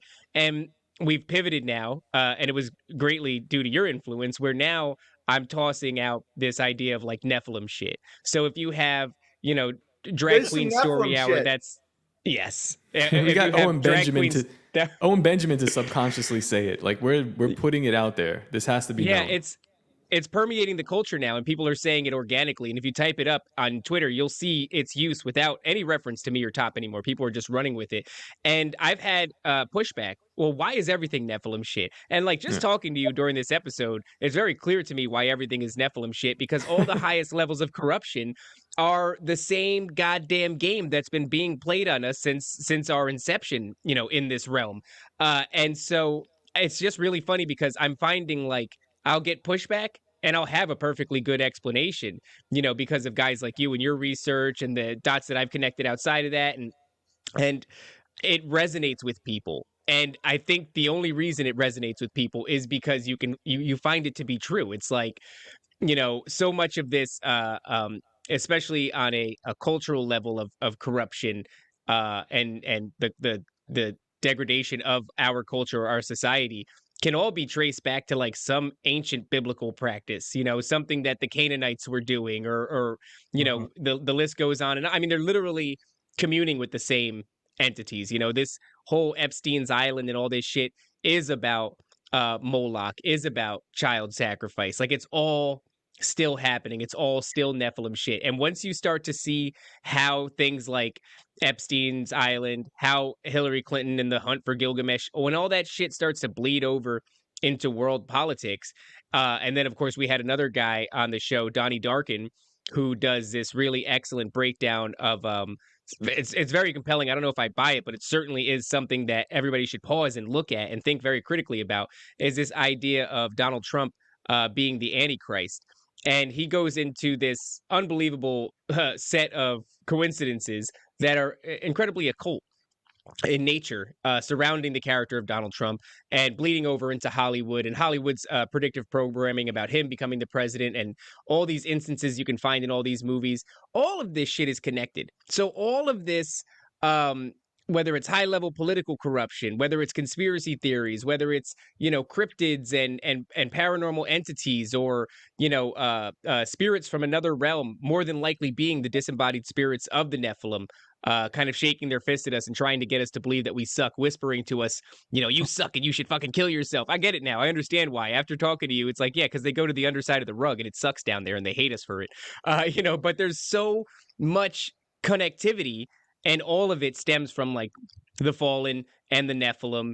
And any pushback that I get has actually been really easy to sort of gracefully explain to people. And then boom, it permeates the culture, and people are off running with the expression Nephilim shit. So I think that the reason it's taking off, and the reason that it's becoming a little bit of a cultural phenomenon on Twitter, and it's because it's true. Do you think that are you of the same sentiment? It seems as though you are, that all these things can be traced back. I mean, it's very hard to find a thing that's happening on a large scale that can't be traced back. Well, yeah, and there's nothing new under the sun. Primarily, like you said, it does seem to lean towards child sacrifice, torture. It always seems to come back to the children. I mean, what is a clown but a thing designed for children as well, And I think a lot of it as well is to do with looshing energy. Fear and or laughter will do whatever that is, as long as they can get that from you through either comedy or fear. I do believe this is a food source for them in their disembodied state. They feed off energy because they don't have mouths to feed off physical things like we do, like food, And I do think that's why the clown is such a perfect symbol as well. I think that's why the Shriners dress like clowns and go to children's hospitals where they're dying. I think they're trying to feed the beast they're channeling. Because what will a clown do to a child but either elicits extreme fear or laughter? Is one of the two. Either way, the energy's still... Isn't that the plot of Monsters, Inc.? Yes. Yeah, it's a plot of Dr. Sleep, and I mean, Stephen King, Dr. who wrote Sleep It, is one that was wow. That motherfucker is tied into this shit. I'm sure your clown theory, like he's like, yeah, figured that in like 88. Wrote a book about it. He knew what was going on. Absolutely. I mean, Pennywise the clown is only a visage in which a reptilian spider monster takes in order to elicit fear in people, so he can feed off the energy. That's the point. Impossibly wide smile, several rows of teeth, eats children. Oh yeah, it's a Nephilim. The three orbs that come out of him after he's defeated. If you at the end of the book, if you read it, there's another book, I think Tommy Knockers, but three orbs is mentioned, and they call themselves Legion. So it's like another biblical callback to this, like demons. And so are all Nephilim demons, or are all demons Nephilim? I think yes and no. So there's, first of all, I want to quell this stupid idea that's out there that demons are fallen angels. They're not. An angel is an angel, fallen or not. They don't turn into demons. You need to get that into people's heads. I think that fallacy is a cause of a lot of misunderstanding and problems and ignorance to this topic of what demons truly are. Jesus wasn't going around casting angels out of people. He was casting unclean spirits out of people, demons out of people, and they have a very specific reason why they're there. They are the Nephilim that died physically and became disembodied spirits, which are stuck on earth because their spirits are not compatible with leaving this realm. Angels can go wherever they want. Angels are way beyond that. Like they're not stuck anywhere. Like, that's just stupid to think that they would be. They're not trapped behind some weird veil and need to possess people. They're angels, for God's sake. Like, they sung next to God. These are well beyond our realm. So people need to understand angels are not the demons, but a lot of these creatures we call demons, they are predominantly the disembodied spirits of Nephilim. I have a working theory that also a lot of these lower demons, the lower ones, because there are hierarchies of the demonic realm, are actually humans who Nephilimified themselves just before the flood, who corrupted their physical form. And I believe the body and the spirit and the soul are not disconnected from each other in some weird way. I think if you corrupt the body, you are corrupting the spirit, you are corrupting the soul, you are making yourself incompatible with heaven, with heavenly realms, with God himself. So when people did this to themselves, they became demons in death. They couldn't leave the earth anymore. They took away the God-given right and ability to be able to then be interacting with what God intended us to be, to sleep in Hades till the final judgment, where then there would be the white throne judgment at the end of time. These people aren't elicited that honor anymore. They have to live eternally in this weird hellscape until the end instead. So they're also trapped in this weird place with the Nephilim. I think the Nephilim spirits are higher up in the hierarchy. I think they command the human spirits below them that became these demonic creatures as well, the hybridized human creatures. So I think that's what demons are. There's two classes, Nephilim and faux Nephilim, the false ones that try to be like the Nephilim. That's my working theory. But if you want to just forget that extra bit about the humans, they are just Nephilim spirits. Yeah. Well, it also makes you wonder, what about these hybrid creatures that were created, right? These half human, half animal creatures. What happens to them when they? So it's probably a very similar thing. And those would probably, if you had to consider what happens to their energy, their spirits when they die, then yeah, they're stuck somewhere, and it would make sense for them to be lesser than the actual Nephilim, the actual offspring of the fallen angels.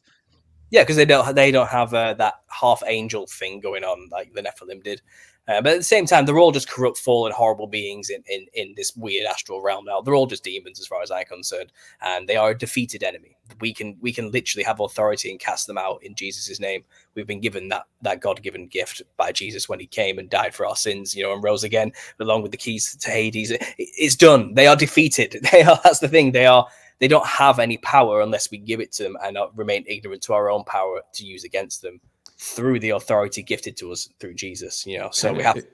That shows you how far our society has fallen, because just by people say this all the time. People that aren't even Christians, atheists, they'll call upon the name of Jesus, and these things have to flee.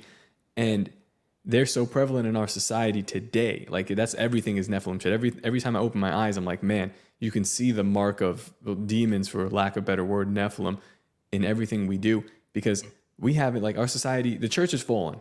We have not even considered this. We've lost this knowledge. We've stopped even trying. And all we have to do to kind of turn this thing around is hey, listen to this podcast.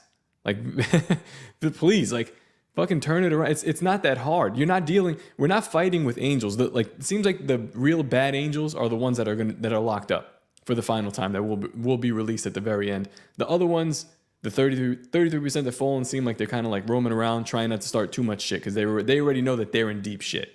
It's we're just dealing with their kids, and we can't, this is how humanity has fallen. We suck. All we got to do is all we have to do is look towards God, and this kind of stops.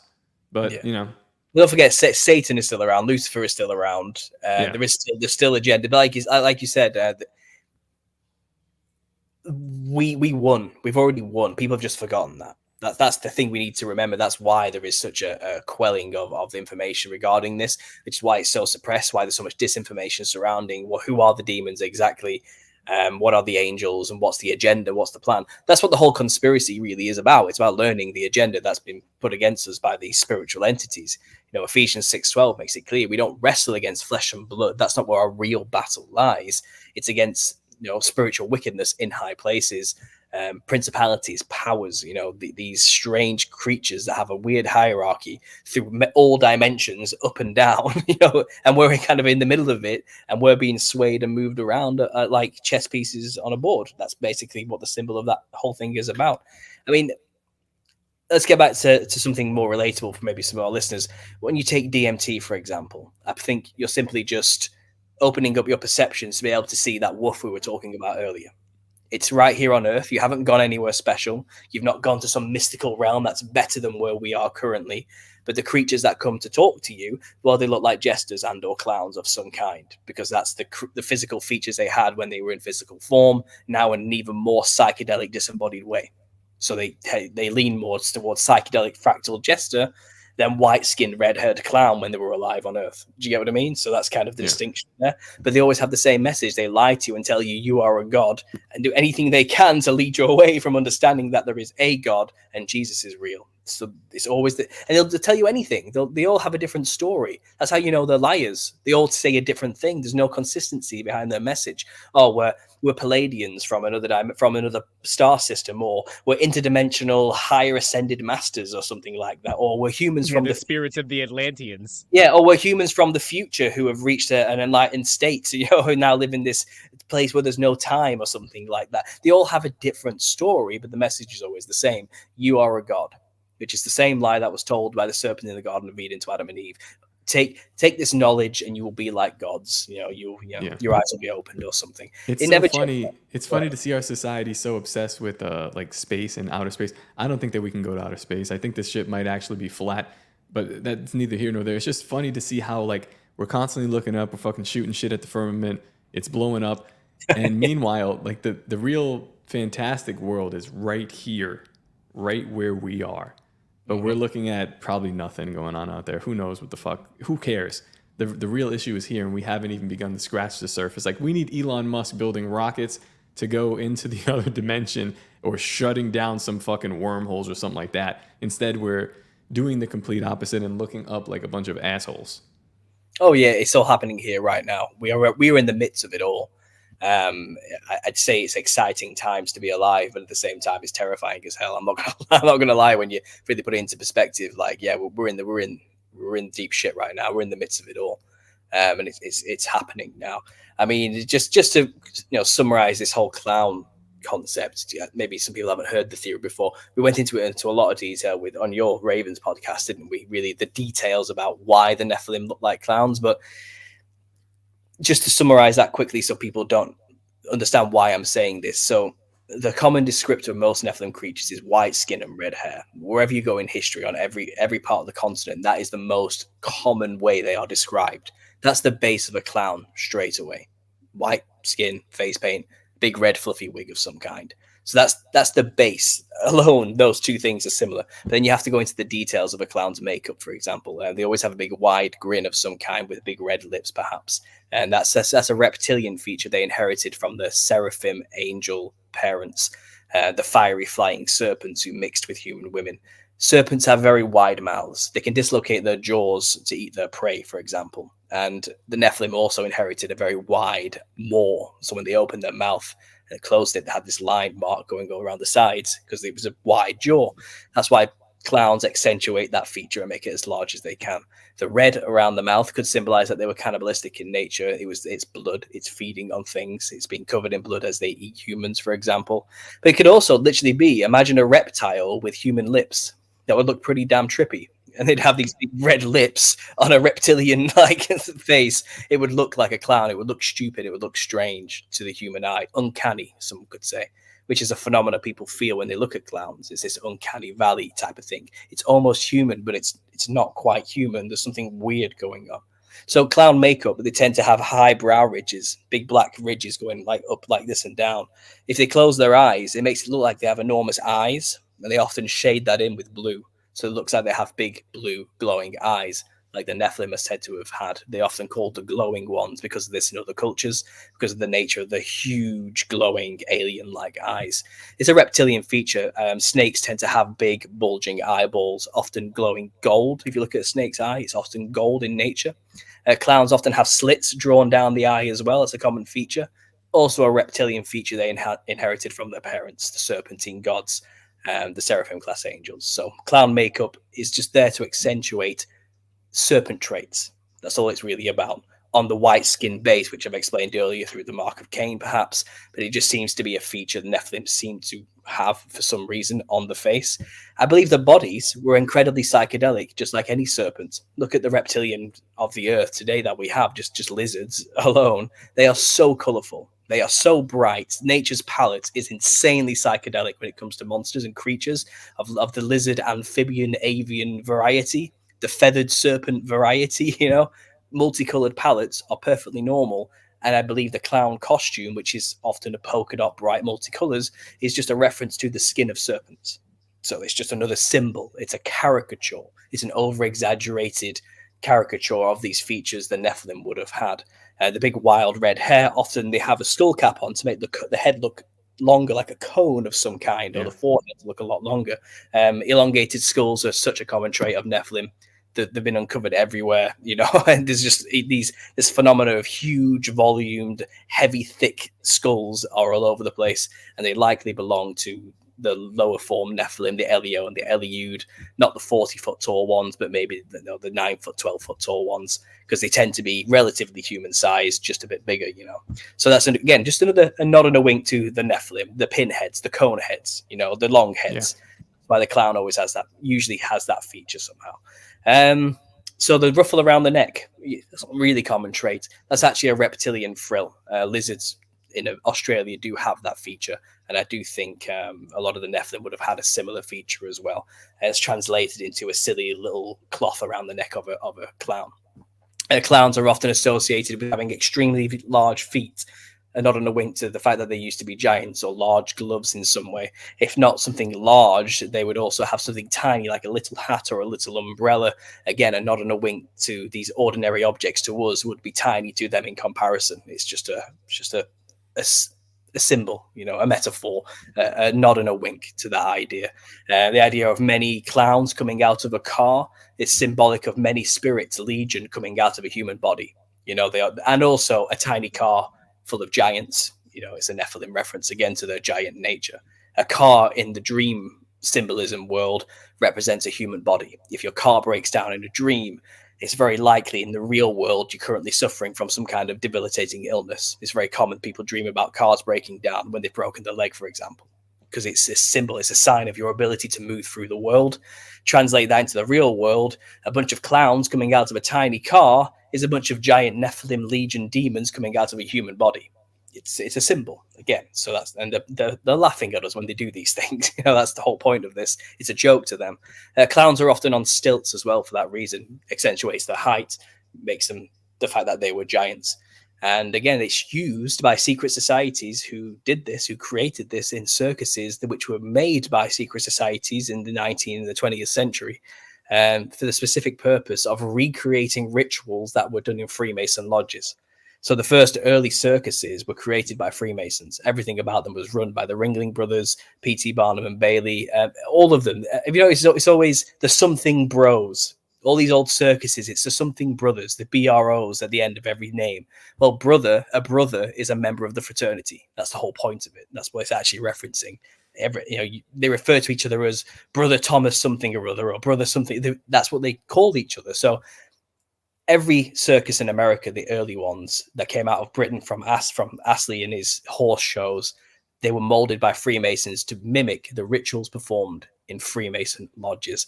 The ringmaster, the Lord of the Ring, the one who orchestrates the ritual of the circus, is a copy of the worshipful Grand Master in a lodge, who is the only one allowed to wear a top hat in the lodge.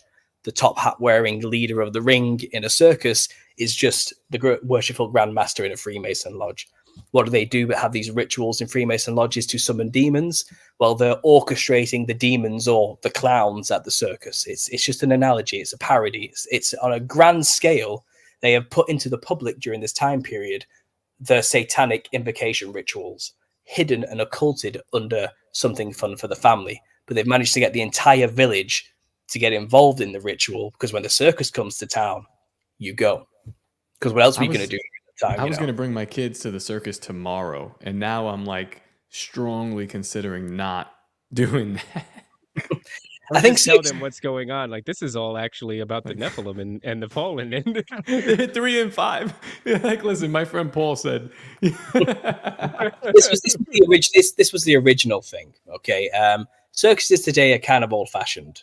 They're quite rare. I don't think they're as sinister and openly Freemasonic as they used to be. A lot of it transferred over to the clowns going to the media of the TV, for example. It became something else. It started in the theaters and the stages of London. Then it moved into the circuses of America. Then it ended up on TV. You know, the clowns have shifted, you know, and the purpose of their rituals. Because back then, the circus was the only form of entertainment the masses would go to, because there wasn't really TV. There was reading and stuff like that. But, you know, people wanted spectacle. So the circus is where you go for that. But now we can just go to the cinema. It's different. I think of like immediately somebody like, you know, instead of the circus, now we're in media, but like Tekashi 6ix9ine, someone like that with this like crazy retarded hair, and he's kind of like, he's just doing he's doing Nephilim shit out there, and it's just like, they just you know upgraded, and now they're doing the clown is form. shifted. I think circuses today are probably a bit cheesy and old, aren't really what they were initially, historically speaking, in terms of being Freemasonic rituals just on a mass scale. Today I think they're a bit more tame, more family orientated, a bit of fun for the kids. But I would say there's still a danger in channeling a clown, the image of a clown. You know, whether you believe in it or not is irrelevant. It's still going to affect you and the people around you in some weird way. The fact that like your initial reaction to a clown would be something of fear or like contempt or loathing, and your initial reaction to a snake is almost identical, to kind of tell people something at a base level. It puts you on edge. You don't know what they're going to do. A clown could throw water in your face at any moment. You don't know how to read their emotions because the face doesn't move because of the makeup. That's how you react to a snake. Is it about to bite me or not? Do I run? Do I stay still? What's it going to do? I can't read its cold, dead eyes, and it's emotional. It doesn't have emotion. You know, it's kind of, we get a similar base uncanny valley instinctual fear from a clown as we do from a reptile or a snake. It's kind of, you know, something interesting that I've dealt with. So I lived in New York and I moved to Florida because of the COVID response. But one of the issues that I had with my son is he had a like delayed development, because what I think is everybody in New York, besides like immediate family that he saw, is wearing a mask. So you're never reading people's faces, and you don't develop in the proper way. So I like got him out of there as fucking soon as I could, and now he's doing well. But like I'm just imagining the generation of kids that were born at that time period that didn't see a human reaction or face at the supermarket or wherever they went for 2 years, 3 years, and so people still do it to a certain point. So people will still, you know, cover their face. Like this generation, when they grow up, they'll probably be like super susceptible to Nephilim shit, because that's kind of like a precursor to it, right? Like the clown is like hiding this intention behind you, and it's like it's messing with their base instinct of something that they should have immediately, but now it's normalized to them, you know? Right. So it's like, man, what happened? I think it's really telling too how the clown has just moved entirely out of the realm of humor, and it's like full-time capacity is horror. Yeah, it's the stuff of phobias, which is weird, right? Because people have phobias of snakes, people have phobias of, but like as far as an occupation, you know, a clown is people don't have phobias of, I don't know, name another performer, like a ballerina. Nobody has a ballerina phobia, but somehow clowns have pushed their way into almost exclusively horror. That's the thing that they're most known for nowadays. In fact, if you somehow had none of the context of where a clown had been from prior, and you only had today's lens to look through, you would say that a clown is a horror film mechanism exclusively, just by today's standards alone. And it's almost very telling, right? Because it's like, as we progress down the timeline, things get more and more out in the open. And that seems to be following that trend, where it's like starting to reveal its true nature and what it's actually meant for. It's interesting you should say that, because in the video I'm writing currently, I noticed this trend of when that happened. It was a weird swap. Now, don't get me wrong, the evil clown trope has been around since it's basically, you know what I mean? It's been around for a while, maybe from the 80s or maybe a little bit before that. But it's been slowly becoming more prevalent. And it's kind of escalating in a very exponential way in the past 10 years. The evil clown trope is now taken over. And it's interesting. So in 2014, the film came out called Clown, which was about a man who put on a costume of a clown and he couldn't take the costume off. It turns out he's put on the skin of an ancient reptilian demon called a cloyne. Yeah, and he can't take this skin off, and he's now turning into more demon-like. He tries to rip the nose off, for example, and it takes all of his skin off with it, and it's fused to his skin. And the only way to be free. What's this film called? It's called Clown. I'm gonna watch it. I'm gonna 100% gonna watch it. I'm not gonna watch it. I'm not gonna. I'm gonna fucking watch it, dude. 2014 Clown. Anyway, I think I haven't watched it myself. I think it's Swedish, and it's based on a Scandinavian mythology of the cloyne. Now, that's a fake mythology. It doesn't exist in the real world. In the film, they've invented this mythology around a cave-dwelling, clown-looking reptile called the cloyne, okay? But anyway, he puts on the skin of the cloyne, can't take it off. He's been possessed by it, and he's basically has to eat 5 children to be free. That's wild. That's the plot. And it's about him tackling with the situation. He tries to kill himself. He shoots himself. Who wrote this? He regenerates. He can't die. So it's kind of... Did they also work at CERN? I have no idea, but either way, that came out in 2014, and that was kind of the start of something. Because from then on, things started to happen, and more horror films around clowns started to reveal themselves. And then It came out in 2017 as well, and that really started to make things roll. And obviously, 2016, the year before, we had the clown in the street, the clown sightings as well. It all started to coalesce, and this is interesting. You were talking about how it's all predominantly evil clowns now. After the 2016 clown sightings, Ronald McDonald, the mascot, the happy-go-lucky, for children, happy mascot of McDonald's, was removed. Wait.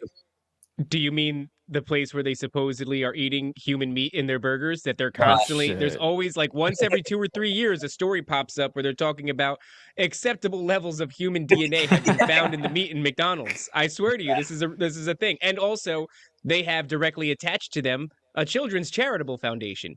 But the thing is, thing is, Ronald McDonald has always been associated with happy-go-lucky fun for the kids, not a scary clown. So as soon as the scary clown switch happened, I find it interesting they removed Ronald McDonald from the public light. He's no longer their mascot. He's only loosely mentioned now in their charity they do for children, Ronald McDonald House. And all you see is his hand holding another child's hand as their symbol. And that's as far as Ronald McDonald goes. 6 fingers. Well, that's a T-shirt. That's fucking sick. But symbolically speaking, to remove from the public figure, from the public eye, the honest clown for children, and then from then on, only to push out demonic clown from then on, maybe symbolic in some way. I don't know. At the same time, we had floated the idea of like basically our generation being the center of whatever's going on right now. Like they don't give a fuck about the kids now. They're not even making good shit. I was told my kid the other day, I was like, they don't even make shit for you. You're still watching shit that I watched. We watched Blue's Clues the other day. They don't even care. So it's like, so at the same time as they get rid of Ronald McDonald and he becomes sinister, that's our generation. They also said, we don't need these fucking slides in this place. Like we don't need the thing that you can go back and forth on. They just get rid of the ball pit. Like fuck these guys, make it into some like postmodern square that's like very gray inside and come and get your fucking goy slop and get out of here. It's like they don't care anymore. So human infused fucking burgers, yeah. To acceptable levels. Let's not get crazy. Yeah. Well, exactly. Like I said, but since then, things have the clown in our modern society has really. Wait till the video comes out. It's going to come out next week anyway. And I've just mapped out the past 10 years of clown phenomena, and it's ridiculous. It's absolutely ridiculous. I mean, even just recent. This is on the nose now. Currently, they've just online a video sensation has happened called The Amazing Digital Circus.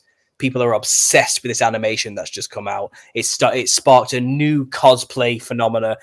People, all the weebs are going nuts. This is the thing now. You know what I mean? Everyone's just it's the greatest thing ever to be created in terms of animated media. Unbelievable. And it's basically just a 20-minute pilot for this concept of a people trapped in an AI dimension, but the AI dimension they're trapped in, which is run by a corrupt AI who won't let them leave, is a clown world. It's like a circus of some kind but it's like 90s, early 2000 video game style themed circus effects and aesthetics, and people, maybe it's playing on the nostalgia of people, I don't know, but people are now just obsessed with the main neurotic female character who's just appeared in this world and is stuck there. And she's called Pomni, and she's a jester, and honestly, she has the body of a child in this thing.